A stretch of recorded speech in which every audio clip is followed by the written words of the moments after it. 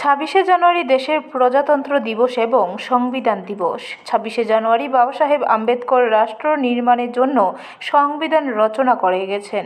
11 জানুয়ারি থেকে 25শে জানুয়ারি পর্যন্ত 15 দিন ব্যাপী সারা রাজ্যে প্রত্যেক বুথে, মণ্ডলে এবং জেলা স্তরে করে ভারতীয় জনতা পার্টির পক্ষ থেকে প্রশিক্ষণের আয়োজন করা হয়েছে।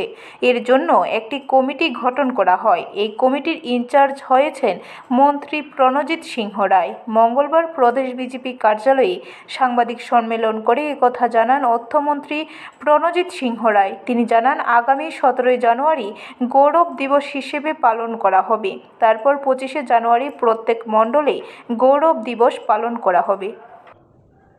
বাবা সাহেব আম্বেদকর এ সম্পর্কে কোনো ভুল নেই যে কঠিন পরিশ্রম, কঠিন প্রাজ্ঞতা, শিক্ষাগত যোগ্যতার মাধ্যমে তিনি এই দেশের সংবিধানকে রচিত করেছিলেন।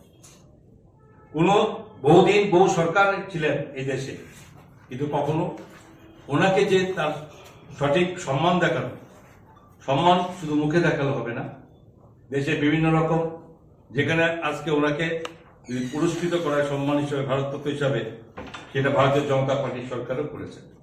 এই ক্ষেত্রে পরিষ্কার প্রমাণিত যে সংবিধান রচয়িতাকে সম্মান কাজে করে দেখানো হয়, শুধু নাম প্রস্তাব করে সংবিধান প্রণেতাকে সম্মান দেখানোই শেষ কথা নয়। আমরা ভারতীয় জনতা পার্টি, আমরা দেশের অগ্রগতি, রাষ্ট্র নির্মাণের সঠিক ভূমিকা পালন করার জন্য এবং এই রাষ্ট্রকে তৈরি করে হচ্ছে প্রধানমন্ত্রীর নেতৃত্বে রাষ্ট্র অনেক দূর এগিয়ে গেছে। ব্যুরো রিপোর্ট, খবর ত্রিপুরা।